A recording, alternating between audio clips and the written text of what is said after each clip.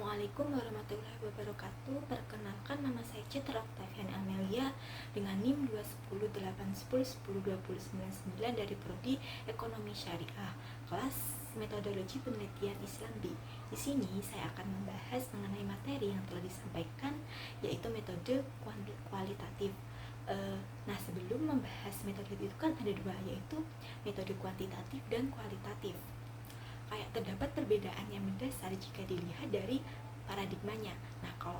Paradigma itu kan ada dua macam, yaitu positifik yang menyebabkan sebab akibat dalam sebuah penelitian yang dimiliki oleh kuantitatif.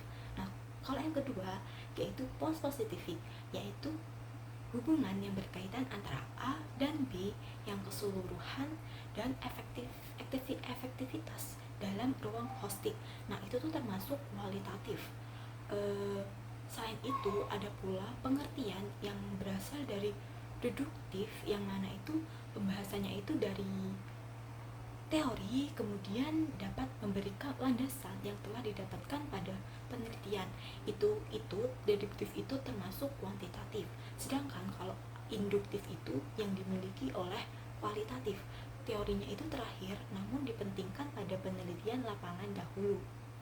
Nah, kualitatif itu kan merupakan metode yang kayak fokus pada pengamatan yang berdasarkan fakta, fenomena, dan konsep kemudian dibahas juga pada penelitian kualitatif, di mana dalam penelitian itu ada 4 pengumpulan datanya, yaitu wawancara, observasi, FGD, dan dokumentasi.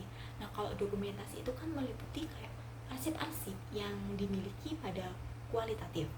Terus kalau wawancara itu kan kayak semacam metode yang mana terdapat interaksi antara peneliti dan responden atau yang akan diwawancarai melalui pertanyaan-pertanyaan, sehingga nantinya itu hasil dari wawancara tersebut berisikan fakta-fakta yang terjadi di lapangan.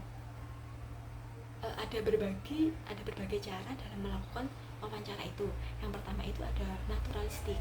Nah, kalau dalam kualitatif, naturalistik itu kayak yang berada dalam wawancara itu kayak bagaimana sih kita sebagai peneliti itu bisa membawa atau membuat suasana wawancara itu sealamiah dan senatural mungkin, kayak sehingga membuat responden itu nyaman dalam memberikan informasi.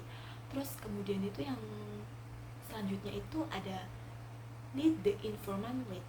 Itu kayak kita sebagai peneliti itu kayak memberikan responden atau yang akan kita wawancarai itu untuk memimpin jalannya wawancara, agar informasi yang kita dapatkan nantinya itu kayak bisa mencakup informasi-informasi yang mungkin di luar dari pertanyaan yang akan kita yang tidak diajukan. Terus yang ketiga itu ada probing. Nah, dalam hal ini itu kayak peneliti itu memberikan pertanyaan yang akan digunakan untuk menggali informasi tambahan dari pertanyaan-pertanyaan terdahulu atau pertanyaan utama, sehingga di sini itu peneliti itu kayak bisa merangsang responden itu kayak bisa dikulik lebih dalam informasinya. Nah, dalam probing itu ada 2 yang bisa dilakukan, yaitu kayak pertanyaan terbuka dan pertanyaan tertutup. Nah, kalau pertanyaan terbuka itu ada tingkat keterbukaan mulai dari satu topik atau lebih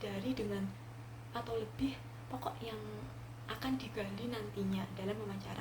Nah, pertanyaannya itu kayak biasa diawali dengan apa, mengapa, atau kayak menjelaskan, yang mana itu mengharuskan responden itu untuk berpikir dan berefleksikan namun bebas memberikan informasi. Terus sedangkan pertanyaan tertutup itu kayak sangat fokus dan membatasi kebebasan responden untuk menentukan jumlah dan jenis informasi yang akan diberikan. Terus kayak dalam mengulik responden dalam wawancara itu ada berbagai cara. Yang pertama itu kayak kita bisa mengulangi pertanyaan yang akan dilontarkan oleh pewawancara.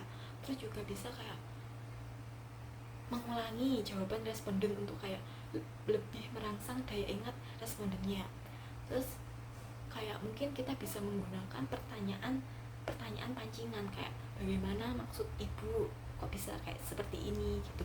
Terus yang keempat itu memohon penjelasan dari responden tentang jawaban yang diucapkan sebelumnya. Kita kayak bisa tanya, kok bisa sih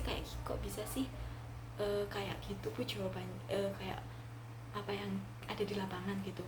Terus selanjutnya itu ada observasi, di mana di sini kita sebagai peneliti itu kayak ikut berpartisipasi gitu sebagai objek dalam observasi tersebut. Nah, observasi itu nanti hasilnya itu membahas ya, kayak poin-poin yang akan kita teliti, sehingga nantinya itu kayak bisa kita tafsirkan dan kita interpretasikan.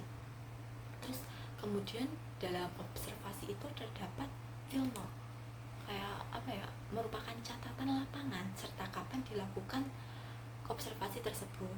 Terus yang mana dalam outputnya itu terdapat catatan lapangan yang berisi kronologis dan tematis.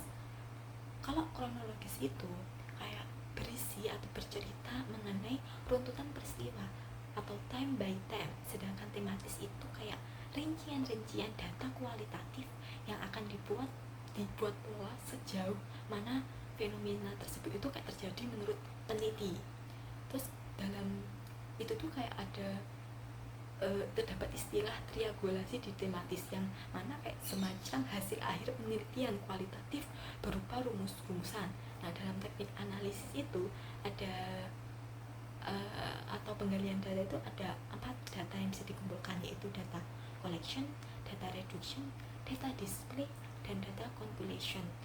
Kemudian yang terakhir itu ada teknik FGD, di mana di sini kita sebagai peneliti itu kayak mendiskusikan pembahasan dengan beberapa responden sehingga membentuk sebuah kelompok, yang mana di situ kita akan berdiskusi bersama-sama dengan para responden itu. Dan juga di FGD ini lebih dari mungkin kayak 2 orang atau 3 orang. Nah, sekian materi yang dapat saya jelaskan atau yang saya pahami selama mata kuliah metodologi penelitian B ini. Bila ada kesalahan, mohon maaf. Wassalamualaikum warahmatullahi wabarakatuh.